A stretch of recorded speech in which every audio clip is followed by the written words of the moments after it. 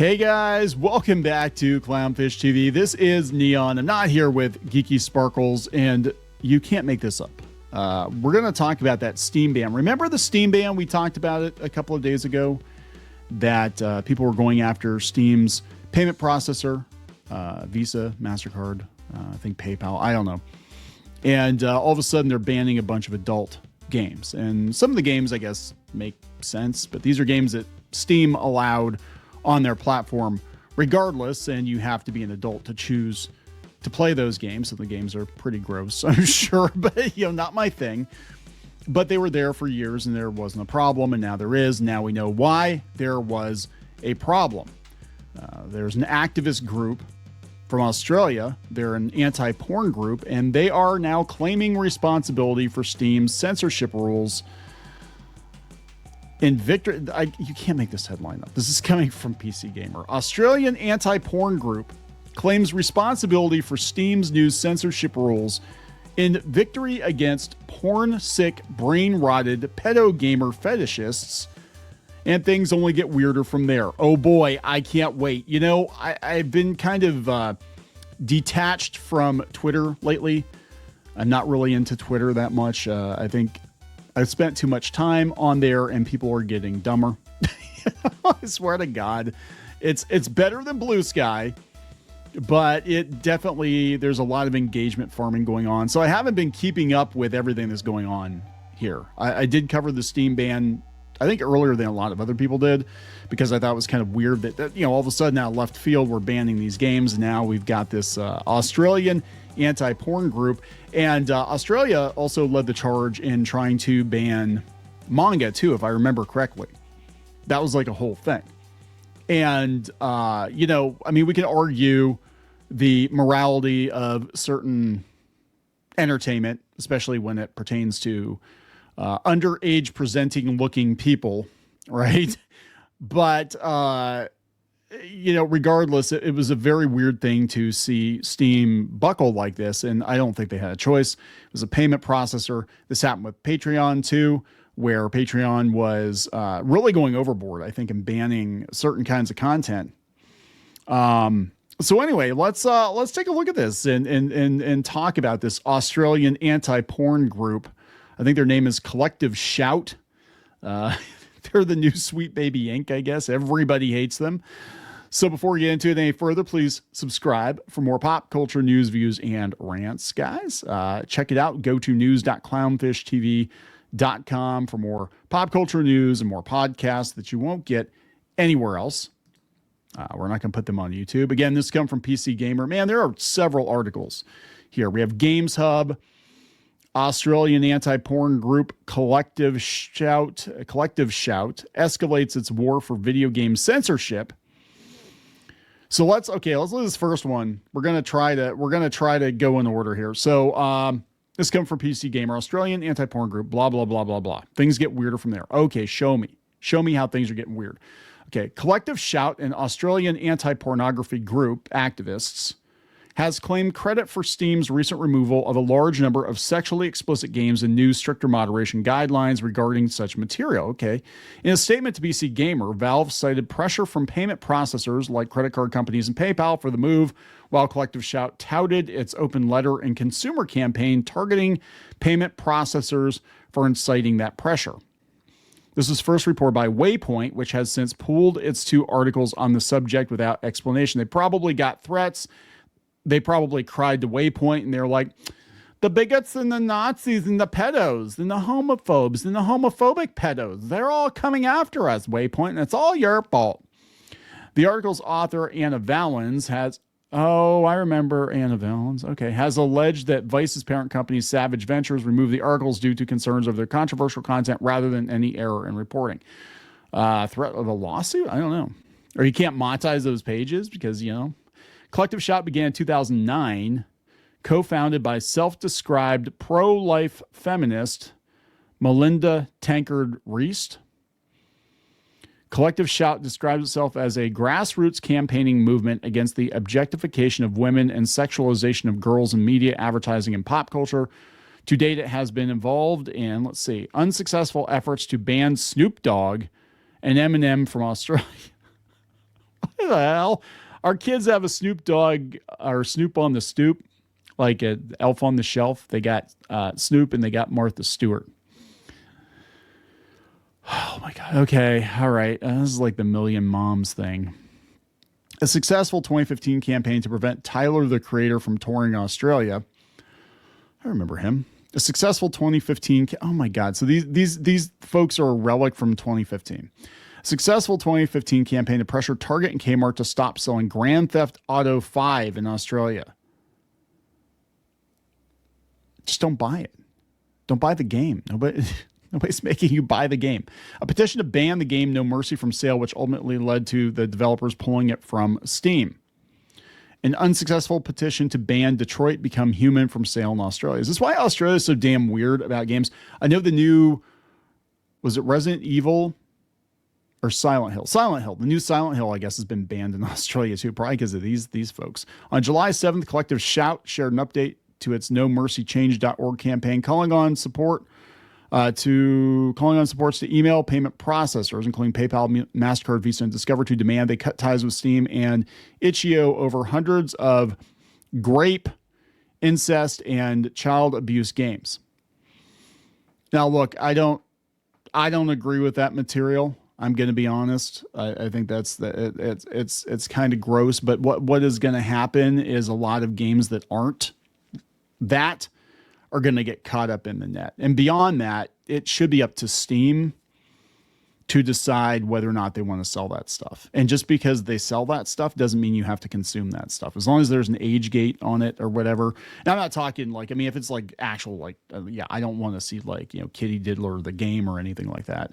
God, welcome to Epstein Island. No, I don't want to play that game. But, Steam does ban games, I think, that take it too far. They have banned games before that took it too far. But what's going to happen is now that the payment processor is deciding what is moral, and they're only deciding what is moral based on this activist group, that is going to change things, because we're going to have games now that maybe weren't that way. They're going to be perceived as being that way, that are probably also going to get banned. They're going to get caught up in the net.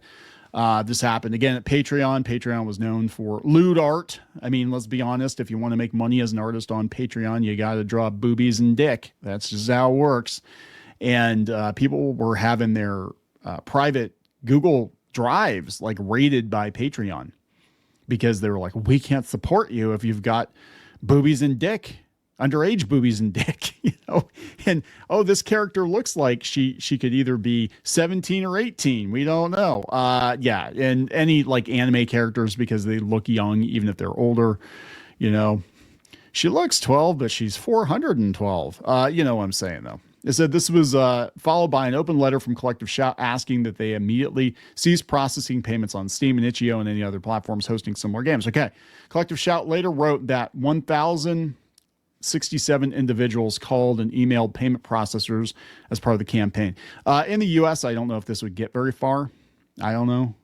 I mean, I guess this is worldwide, but it'd just be like, that's only 1,000 people. It's unclear when Valve updated its terms of service for developers, but the mass deletion of sex games appears to have begun on July 15th. On the 18th, Valve confirmed this was in response to pressure from payment processors. So this is Melinda Tankard Reese. She sounds really pleasant. All these porn-sick, brain-rotted pedo gamer fetishists so desperate to get their hands on Rape My Little Sister incest games. What the fuck? That they're now exchanging clues on how to find them so they don't all die overnight?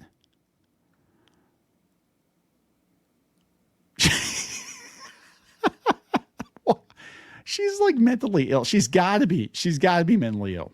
They claim victory the same day since we launched our campaign, calling on payment processors to stop facilitating payments for grapey games, sexual games, and Epstein games. They've added a new rule to their policies and removed hundreds of these games. Yeah, I mean, again, there are games that are going to get caught up in that net. It was a very weird thing to see Steam just all of a sudden decide, yeah, we don't want any of that stuff on our platform. I'm going to be honest. I didn't know a lot of those games existed on the platform.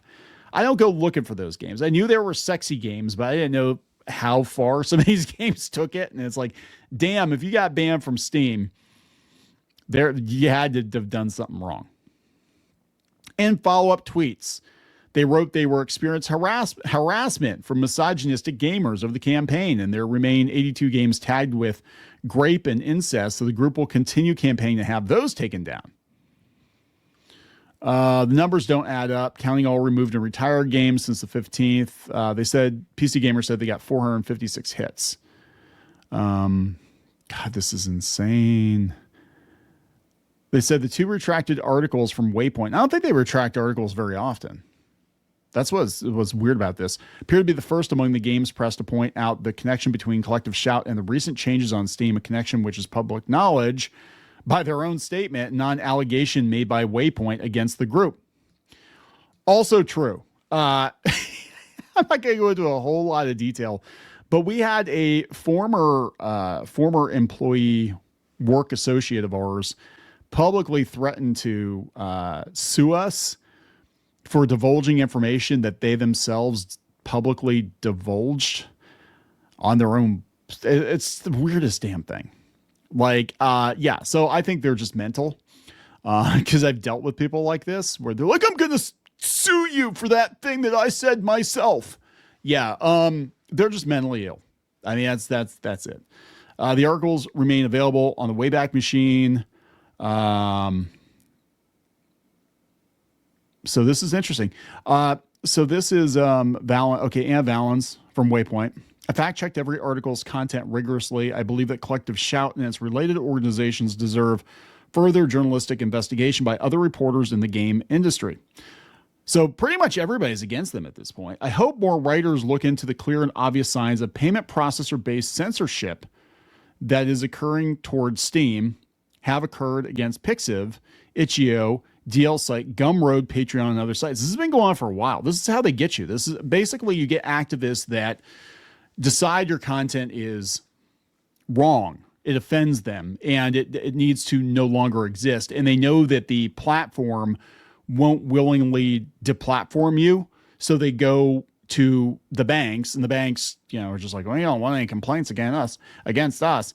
And they fold. And Patreon actually had somebody working for them that was in charge of this. She was like the czar of, community standards or whatever. And she actually came from PayPal. So all she had to do was like pick up the phone and be like, hey, turn the money off. And that's what happened to Carl Benjamin. Like, you don't have to agree with him. But Patreon was very selective about who they pushed the nuke button on. And, Sargon was probably one of the less offensive people that got nuked from Patreon, because there were people that were actually using Patreon to literally bankroll terrorism and shit. Like, and that was okay. People like had some really far left ideas, and that was okay. But because he said the N-word, trying to explain to people why you shouldn't say the N-word on a podcast or something, he got booted by Patreon. But really, it was just a loophole. And that's what these people look for. They already know who they want to cancel, why they want to cancel them. So they look for a loophole, right? And what they do is they go for the payment processor. They go for your money. See also the Canadian truckers. They go for your money because it's like, okay, well, we're not getting anywhere with, whatever platform. So we'll go to the bank. And if the bank says no, that's where the buck stops. Literally, the buck stops here. All right. So they said, yeah, this is gonna continue. So this has come from Games Hub. Australian anti-porn group Collective Shout escalates its war for video game censorship. They provoked the censorship rules. God, she just sounds really unpleasant. Former Waypoint contributor responds to Vice's Collective Shout controversy. That'd be Anna Valens. Wow. They said there's ultimately no evidence Collective Shout was directly involved in the removal of the articles. They probably threatened him.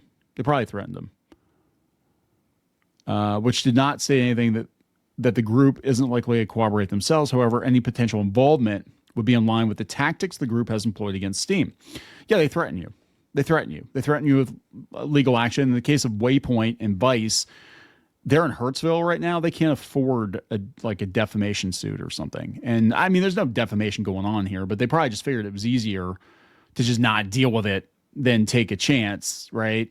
And in the case of our former work associate, I'm just like, I was like, I could dump all the receipts and make you look like an absolute buffoon. But I'm like, I really, truly am a very busy man, and I don't have time for this shit. And I think it might have been the case with them too. They might have been like, you know what? It's not worth the aggravation. Just pull the fucking thing down. She's a crazy bitch. She's a crazy bitch. Pull it down. That's probably what happened. They said, yeah, there's no doubt that, okay, hold on a second. They said there's no doubt that Collective Shout bears a degree of responsibility for the resignation. Hold on. I missed this whole shit. Hold on. Okay. Oh, this is getting interesting, man. Okay, so the writers quit. Okay, so Waypoint writers quit over removal of articles related to the new Steam policy. 2 articles by Anna Valens were removed at the demand of Vice owner Savage Ventures, and the latest in multiple deletions by the site. Damn. So she quit. Effective immediately, I'm no longer contributing to Waypoint. I suggest letting Vice's owner know if this upsets you. I don't think they can post whatever they want to. Why do I know her name? I know I feel like she's difficult, but in this case, I don't necessarily agree with the decision. But again, it's not my ass on the line. This is crazy. Following Valens' announcement that she was leaving Waypoint, she posted on Blue Sky that Savage Ventures requested I no longer contribute to Vice several hours after my announcement. So you can't quit, you're fired. Jeez. Later on Sunday, 2 other writers quit. I can't sit back and watch Savage Ventures silence Anna and stifle actual journalism out of fear for being too controversial. On Monday, managing editor Dwayne Jenkins also quit. Holy fuck. I didn't know this was going on. What the hell? Okay, so on Monday, the editor quit, writing on Blue Sky. Of course, it's Blue Sky. With my Slack being unceremoniously deactivated following my own formal announcement. And the exodus of 66% of the team, that's ball game on that particular gruesome era of my career. Wow. Is there anything left of Waypoint then? I mean, Waypoint pretty much got rolled into Vice. Yeah, taking down articles is considered one of the cardinal sins of journalism at many outlets, especially if the outlet believes the article to be factual and to meet its editorial standards. Yes. That is actually, if it's factual, yeah. If it's bullshit and it's full of lies, then yeah. If you get sued for defamation, yeah. If somebody asks you nicely to take something down, but you're supposed to stand by what you publish, and any fact checking or any due diligence was supposed to have been done before you publish the piece. They said most outlets will update, edit, or amend editors' notes to articles rather than remove them wholesale. Yes, many outlets also have sensitive stories go through multiple rounds of editorial and legal review before publication. Yes, the scope of this process varies. Wow. That is really interesting. Yeah, this is some bullshit. Oh, are they gone? This is Collective Shout. Collective Shout. Oh. They must be getting hammered. CollectiveShout.org. Ban porn on X. Oh my God, now they're coming after X. Why Elon Musk needs to clean up his platform. We won't be silenced by gamers' threats and abuse. Damn. Well, there we go. Good luck with all that. I think this seems like it has united both the left and right in the gamosphere. I can't believe I missed all this. I have a lot going on. These days. Are they going after Playboy magazine now? Oh my God. Okay. Okay. I just don't buy it. Unless they're doing something actually illegal. Why aren't you going after Blue Sky? Blue Sky has got all kinds of crazy shit going on in the DMs. But I'm saying, unless they're doing something actually illegal, don't buy it. That's all you got to do. Anyway, go to news.clownfishtv.com. Sorry we don't have any lewd content like this, but this is not going to end well for them. I can tell you right now. I mean, I don't wish harm on anyone, but she just sounds for more pop culture news, views, and rants. And go to news.clownfishtv.com. Gonna wrap it up. That's news.clownfishtv.com.